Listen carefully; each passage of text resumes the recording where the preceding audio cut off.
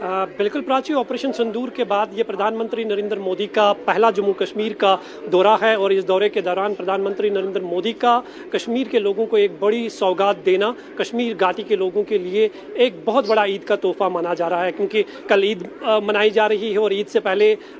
कश्मीर को देश के दूसरे राज्यों से जोड़ना, फर्स्ट फेज में कटरा से जो कश्मीर जो है वो जुड़ जाएगा। निसंदेह ही लोगों के चेहरों पर मुस्कुराहट जो है वो साफ देखी जा रही है, क्योंकि कश्मीर के लोगों को कई वर्षों से इसका इंतज़ार था। जब कश्मीर से ट्रेन के माध्यम से कश्मीर देश के दूसरे राज्यों से जुड़ेगा तो वो सपना कहीं ना कहीं आज जो है साकार होने जा रहा है।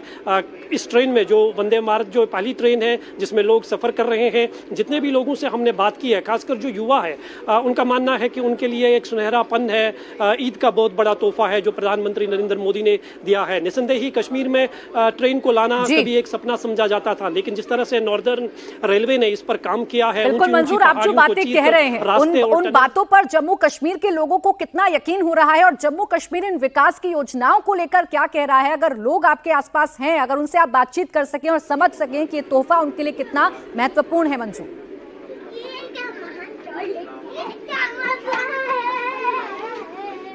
बिल्कुल प्राची, कई लोगों से हमने बात की है, वो मानते हैं कि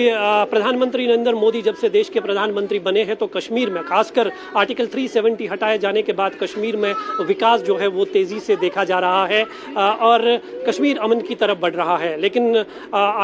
कुछ दिनों पहले जो पहलगाम हमला हुआ, उसके बाद जो है ऑपरेशन सिंदूर लॉन्च किया गया और उससे भी लोगों में काफ़ी विश्वास जो है वो साफ तौर पर देखा जा रहा है कि जिस तरह से स्टेप्स भारत सरकार ने लिए हैं पाकिस्तान के खिलाफ, उससे कहीं ना कहीं लोगों में ये यकीन ज़रूर दिखने लगा है कि कश्मीर जो है वो अब तरक्की की ओर जा रहा है, विकास की ओर जा रहा है और ये सब जो है प्रधानमंत्री नरेंद्र मोदी जब से देश के प्रधानमंत्री बने हैं तब से ही मुमकिन हो पाया है। लोग राहत की सांस जो है आजकल ले रहे हैं। हालांकि पहले ये देखा जाता था कि कश्मीर में जब भी कोई छोटी बड़ी घटना होती तो कश्मीर कई दिनों तक बंद रहता था, हिंसा पत्थरबाजी होती थी, लेकिन अब ये जो है तस्वीर अब एक इतिहास बन चुका है। जम्मू कश्मीर जो है अब डेवलपमेंट के हिसाब से बहुत आगे जा रहा है और ये ट्रेन जो है सबसे बड़ी गवाही देती है कि जो आज जम्मू कश्मीर की इन पटरियों पर आपको दौड़ती हुई नजर आएगी तो निसंदेह ही ये आम लोगों के लिए जो है एक बहुत बड़ी राहत की बात है। बिल्कुल, देखिए कई मायनों में ये आज जो जम्मू कश्मीर को मिलने जा रहा है वो खास है, क्योंकि इससे कश्मीर यानी घाटी का जो विकास है वो पटरी पर दौड़ेगा। हर मौसम में ये रास्ता चालू रहेगा।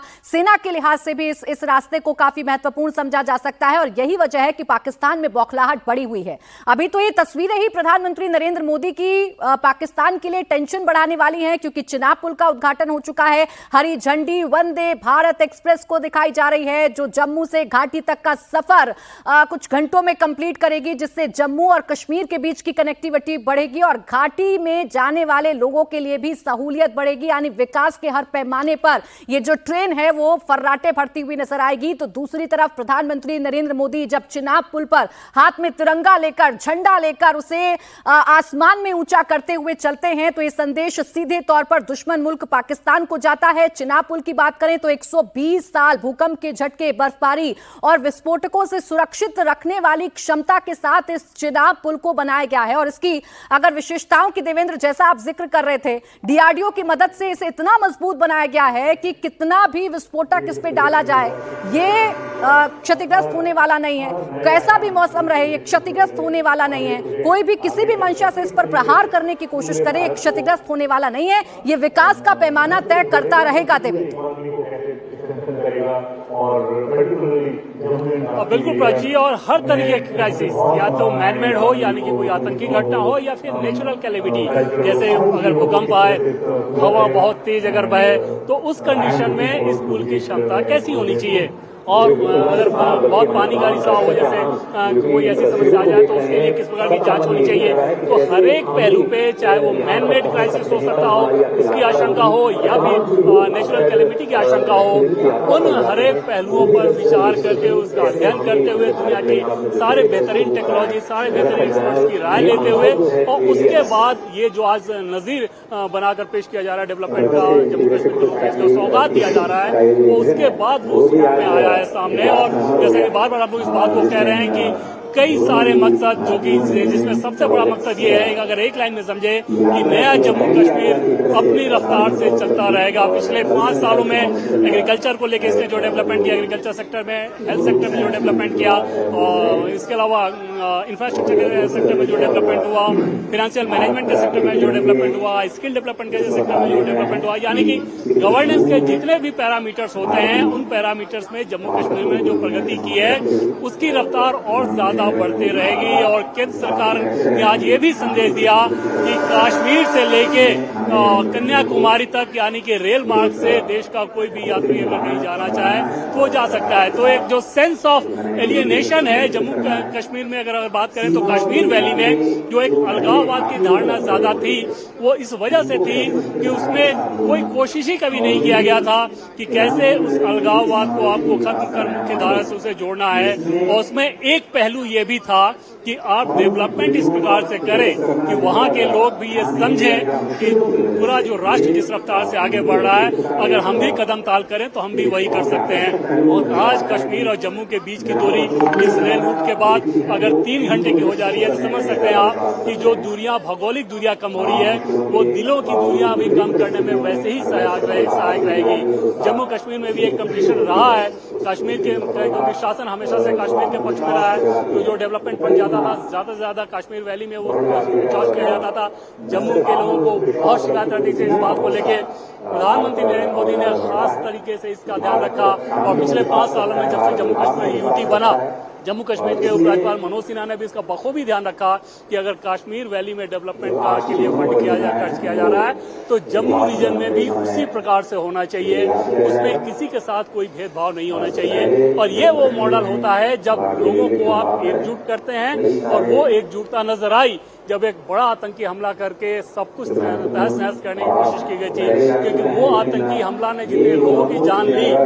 उससे बड़ा संदेश उनकी तरफ ये देने की कोशिश की गई थी कि वो मनोबल को तोड़ रहा है। जम्मू कश्मीर के लोगों ने भी ये दिखा दिया कि वो मनोबल टूटने वाला नहीं। देश के लोगों ने भी दिखा दिया कि उस मनोबल को कोई तोड़ नहीं सकता। और नया भारत जिस रफ्तार से आगे बढ़ रहा है, नया जम्मू कश्मीर जिस रफ्तार से आगे बढ़ रहा है, उसी तरीके से आगे बढ़ते रहेगा। प्राची, बिल्कुल, देखिए, बेहतर कनेक्टिविटी के साथ अलगाववाद की जो भावना है उस पर रोक लगाने की कोशिश की गई है। आर्थिक जो विकास है उसमें बढ़ोतरी होगी और इसके साथ साथ सेना की जो आवाजाही है उसमें भी सहूलियत बढ़ेगी। इससे सेना की पहुंच सीमावर्ती इलाकों में भी बढ़ेगी। ये चिनाब पुल की विशेषताएं हैं और चिनाब पुल के बनने से या चिनाब पुल के उद्घाटन होने से क्या बदल रहा है, तो ये बदल रहा है। और वंदे भारत एक्सप्रेस शुरू होने से क्या बदल रहा है, ये वहां के लोग खुद लगातार बता ही रहे हैं। मंजूर, आपके आसपास जो लोग हैं उनसे बातचीत करके अगर आप महत्वता समझ पाएं या समझा पाएं कि जम्मू कश्मीर के लिए इस ट्रेन की शुरुआत होना, चिनाब पुल का उद्घाटन होना कितना महत्वपूर्ण है सामरिक दृष्टि के लिहाज से।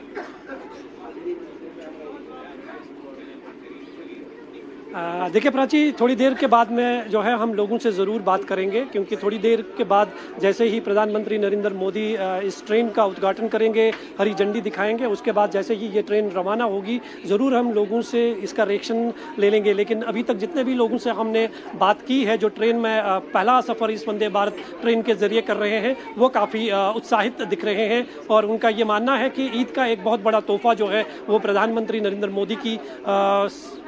तरफ से मिला है। ये एक बहुत बड़ी सौगात है, क्योंकि कश्मीर में